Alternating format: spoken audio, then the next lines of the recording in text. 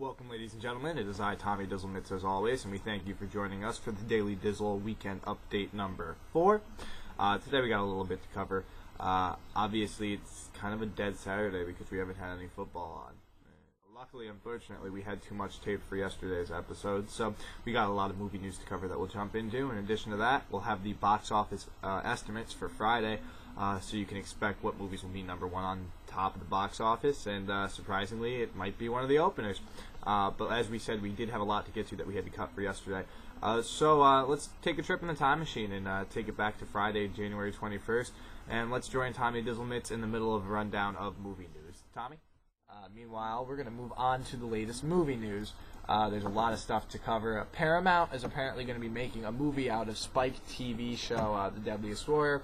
It takes history's greatest warriors and pretty much puts them in hypothetical battles. Who knows how the plot is going to go because they're trying to keep that one under wraps a little bit.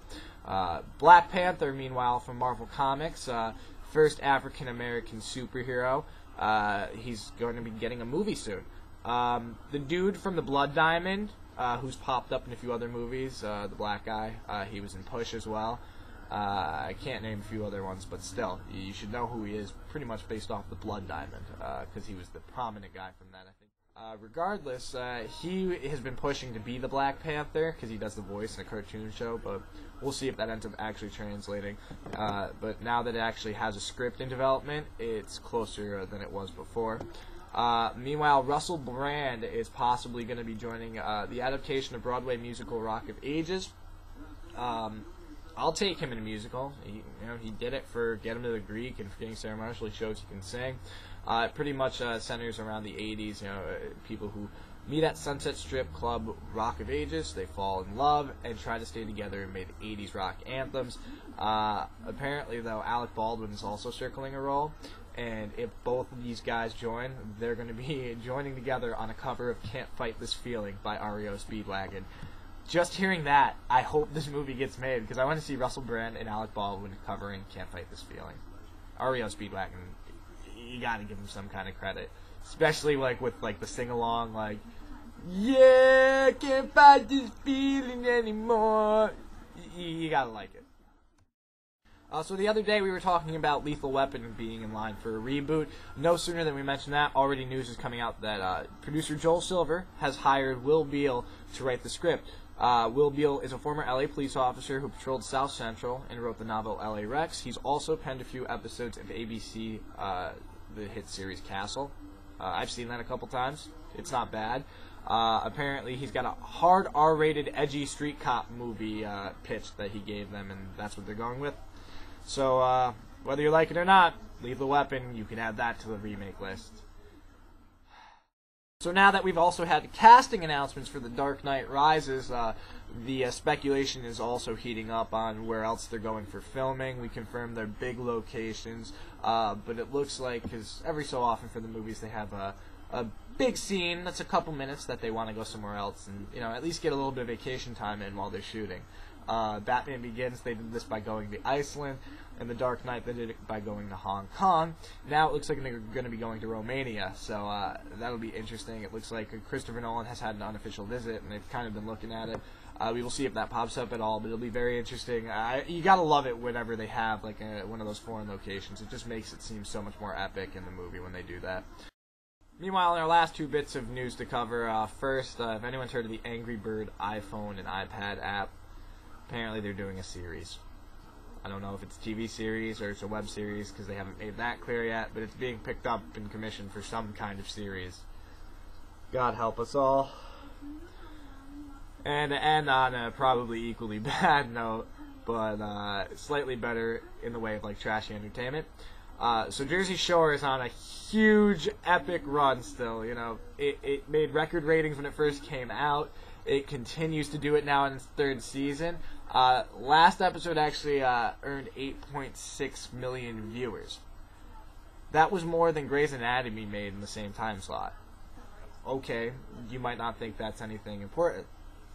Usually, cable does maybe half, if it's lucky, or a third more likely, of a rating that the basic channels will do. So the fact that Grey's Anatomy on ABC has more households and couldn't even do the same rating that Jersey Shore did. Kind of crazy. But still, there's been a lot of talk because, obviously the cast members are getting more famous, so they're all wanting more money and things like that. You have people not agreeing to more seasons. So right now, over the weekend, it's going to be Snooki and JWoww. They're going to be hanging out in Long Island, and they're going to be shooting a pilot. I mean, I guess that could be kind of entertaining. It'd be good for MTV because if anyone saw like her New Year's outfit, there was something about she had to cover it up when it was on TV, but you've probably seen the pictures out because it was like one of those shirts that doesn't, not a shirt. It's just like you can see everything, and then she had pasties. So if you haven't seen that yet, it's in like every possible magazine you can open on newsstands up by like cash registers when you're going out the grocery store. So I swear, open it to a random page, you'll probably find it. But we will have more news on if that ends up successfully being picked up by MTV or not. That's all the time we've got for today. We're glad that we made it through the end. So that does it with the quick news and notes. Now quickly let's run down the Friday estimates for the box office. No Strings Attached ended up opening at number 1 with over $7 million. Should have about $20 million for the weekend. It's going to be the most successful romantic comedy to come out in Hollywood in the last couple months, showing that the genre isn't quite dead. It's also surprising that it opened so strongly due to the fact that it had an R rating. Normally, if you want a number 1 romantic comedy movie, you got to have it PG-13, like Just Married and so many others have proven over the last couple of years in January. But No Strings Attached ended up booking against the trends, and it should take the weekend. Meanwhile, last weekend's number 1, The Green Hornet, dropped to number 2 on Friday with $5 million. Should have about $15 million for the weekend. And last weekend's number 2, The Dilemma, followed suit to number 3, made a little over $3 million on Friday. Should have around $10 million for the weekend.